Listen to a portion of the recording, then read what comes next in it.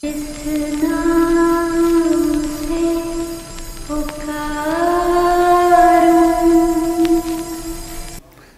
अस्सलाम वालेकुम।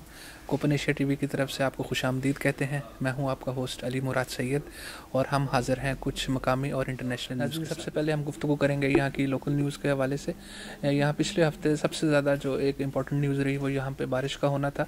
इंतहाई शदीद बारिश जो लास्ट सैटरडे को हुई, जिसकी वजह से यहाँ तमाम मौसलात का और ट्रैफिक का निज़ाम दरहम बरहम हो गया और बिजनेसेस को शदीद नुकसान पहुंचा। कई सड़कें जो हैं वो 2 से 3 दिन के लिए बंद हो गई। लोकल जो ट्रेनें थीं और लोकल जो बस सर्विस थी वो मुअत्तल हो गई।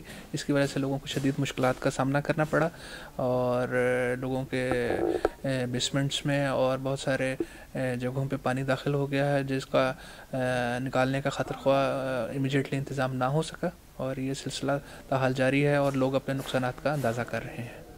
लाहौर सोसाइटी के सदर जनाब बरकत अली पिया ने एक मकामी महफिल मुशायरे का अहतमाम किया, जिसमें यहाँ के मकामी और बाहर से आए हुए शोरा हजरात ने अपना कलाम पेश किया और हाज़रीन से दाद वसूल। चलते हैं पाकिस्तानी न्यूज़ की तरफ। पाकिस्तानी सियासत में पिछला हफ्ता बहुत अहम रहा।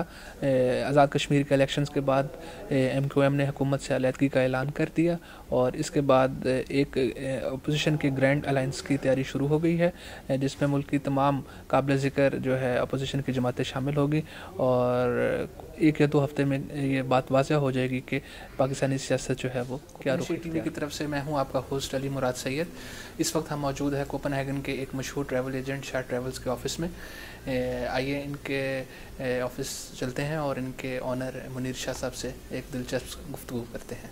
अस्सलाम वालेकुम सर। वालेकुम। सर, आपका नाम किसी तारुफ का मोहताज नहीं। आप इतने अरसे से कोपनहेगन में अपना बिज़नेस रन कर रहे हैं। आप अपना एक्सपीरियंस शेयर करना चाहेंगे कि आपको क्या डिफ़िकल्टीज़ फ़ेस करनी पड़ी जब आपने बिज़नेस स्टार्ट किया और इस वक्त क्या आप डिफ़िकल्टीज़ फ़ेस कर रहे हैं? मेरे ख़्याल में जब हमने शुरू किया था कोई 30 बरस पहले, इतनी ज़्यादा तकलीफ़ें या डिफ़िकल्टी नहीं थी जितनी कि अब हैं। अब इतना फ़ासला तय करके हम लोग 30 बरस आगे आ गए हैं, जबकि सहूलतें होनी चाहिए थी। लेकिन अब हमारी ब्रांच में मुश्किलें आ गई हैं, ये इंटरनेट आ गए हैं, ये ऑनलाइन चीज़ें आ गई हैं, जिससे हमारी जो आउटपुट है वो काफ़ी हद तक डाउन हो गई है। इसलिए कस्टमर्स को कुछ फ़ायदा नहीं हुआ इन फैसिलिटीज़ के आने से? कस्टमर को फ़ायदा हुआ है, लेकिन चूँकि we being as a customer also, चूँकि हम भी कस्टमर हैं, हाँ, तो हर बंदे को, हर कस्टमर को अपनी जगह पे फ़ायदा होना चाहिए। लेकिन पब्लिक को फ़ायदा हुआ है, लेकिन हम लोगों को इतना फ़ायदा नहीं हुआ इन चीज़ों से आने से। सर, जो अब नई जनरेशन जो मुश्किलात फेस कर रही है, उनके हवाले से आप क्या कहना चाहेंगे? मेरे ख़्याल में नए लोगों के लिए, चूँकि अब जो सोसाइटी है, जो माशरा है, हमारे जो सेकंड जनरेशन या थर्ड जनरेशन है, मेरे ख़्याल में ये तो इस माशरे में ही जज़ब हो जाएगी और हो गई है। अगर कोई भी चीज़ हो, जैसे कि बंदे की, कम्युनिटी की, ख़ानदान की कोई आइडेंटिटी है, उसको अगर प्रिजर्व करना है, उसको बचाना है, तो वो तभी बच सकती है कि अगर उस आइडेंटिटी को मजबूती से इंटीग्रेशन के हवाले से गवर्नमेंट एफर्ट कर रही है, आप समझते हैं कि वो उतनी फ्रूटफुल हैं और उनका उतना ही रिजल्ट सामने आ रहा है जितना यहाँ की गवर्नमेंट चाह रही है, और हम लोग इतने इंटीग्रेट कर रहे हैं अपनी आइडेंटिटी को बरकरार रखते हुए? मेरे ख्याल में इंटीग्रेशन की जो पॉलिसी गवर्नमेंट ने बनाई है, ये तो अपने तरीके से इन लोगों की सोच है या इनका अपना एक तरीका है, अपना एक किरदार है। मैं समझता हूँ कि हमारा जो सेकंड जनरेशन या थर्ड, दे ऑलरेडी इंटीग्रेटेड। अब इंटीग्रेशन आप किस तरह कहेंगे जी, हम लोग इतने सालों से इस माशरे में रह रहे हैं, इंटीग्रेशन तो हम लोग हो ही गए, लेकिन एक चीज़ जो है ना, अपनी आइडेंटिटी, अपना मज़हब, ये हम लोगों को बरकरार रखना चाहिए। अगर ये गवर्नमेंट चाहती है, ये गवर्नमेंट कहती है, ये गवर्नमेंट का व्यू है कि हम इंटीग्रेशन वो लोग होते हैं जो अपने मज़हब को, अपने कल्चर को छोड़ दें और हमारे कल्चर को, हमारी सोसाइटी को अपना लें, वो लोग इंटीग्रेशन होते हैं, या उनको इस तरह होना चाहिए। लेकिन मैं नहीं समझता, मैं समझता हूँ कि जब हम लोग इतने सालों से यहाँ रह रहे हैं तो हम लोग इंटीग्रेट तो हो ही गए हैं। अब बाकी क्या बचा है हमारे पास?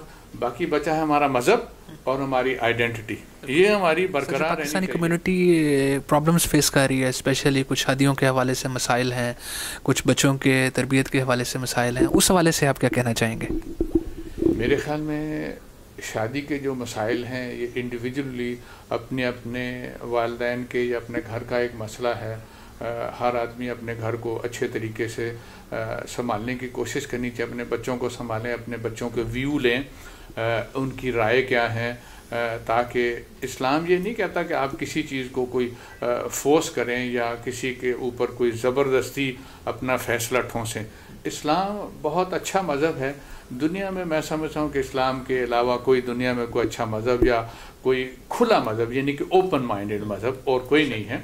इसलिए इस्लाम ये कहता है कि अपनी बेटी से, अपने बेटे से उनसे कंसल्ट करके उनके व्यू लेकर जहाँ वो चाहें उनकी शादी कर दें। हाँ, ये कोई यानी कि ज़बरदस्ती वाला मामला नहीं है।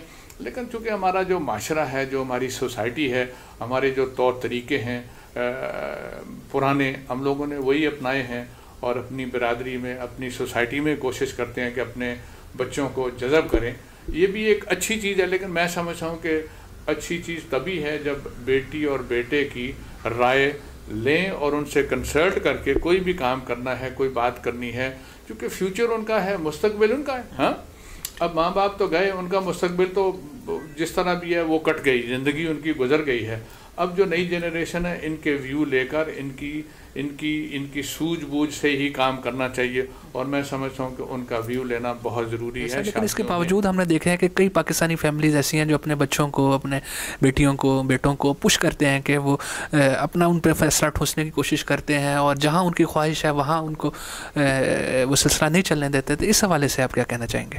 मैं समझता हूँ कि कोई भी काम करना हो ना, वो एक अच्छी सोसाइटी में और एक अच्छे माहौल में एक दूसरे से मिलजुल के, एक दूसरे के मशवरे से करना चाहिए।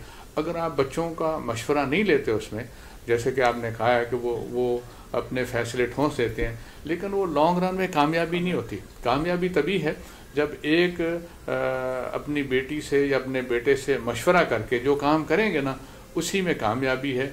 जैसे कि वालिदैन का अपना एक फ़ैसला है जो बच्चों के ऊपर ठोंस देते हैं, लेकिन चलो वक्ती तौर पे तो वो उसमें कोई बगावत या कोई ऐसी चीज़ नहीं लाते, लेकिन लॉन्ग रन में वो 2-3 साल के बाद उनकी बेगमात या उनके खामद वो तलाक़ें हो जाती हैं, डिवोर्स हो जाती हैं, जिसके लिए माशरे के लिए बहुत बुरी चीज़ है कि एक लड़की को या एक बीबी को हम लोग पाकिस्तान से लाएं, माँ बाप लाएं अपने बेटे के लिए, लेकिन वो 2-3 साल तो खामोश रहेगा, उसके बाद वो उसकी डिवोर्स हो जाएगी, बेचारी सोशल पे जाएगी, एक आध बच्चा पैदा हो जाएगा। हाँ, वो उनकी जो माशी हालत है वो भी कमज़ोर हो जाएगी। हाँ, इसलिए मैं समझता हूँ कि कोई भी फ़ैसला करना है तो बच्चों की मर्ज़ी के बग़ैर नहीं होना चाहिए।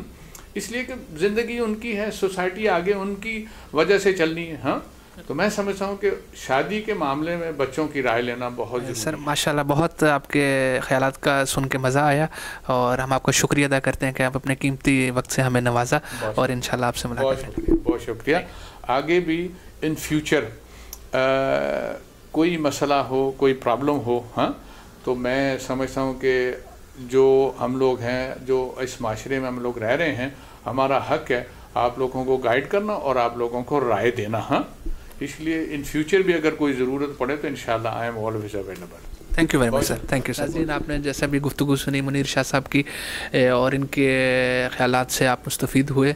इन्होंने माशाल्लाह बहुत अच्छी राय दी पाकिस्तानी कम्युनिटी के हवाले से, पाकिस्तानी मसाइल के हवाले से, बच्चों के शादियों के हवाले से और जनरली पाकिस्तानी कम्युनिटी को जो भी प्रॉब्लम्स फेस हुई, इनकी जनरेशन को और यंग जनरेशन को भी हम इनका शुक्रिया अदा करते हैं और इन्होंने अपने कीमती वक्त से एक नए बिजनेसमैन के हवाले से गुफ्तगू करेंगे। तब तक इजाज़त दीजिए। कोपन एशिया टीवी की तरफ से मैं हूँ आपका होस्ट अली मुराद सैयद। खुदा हाफ़िज़।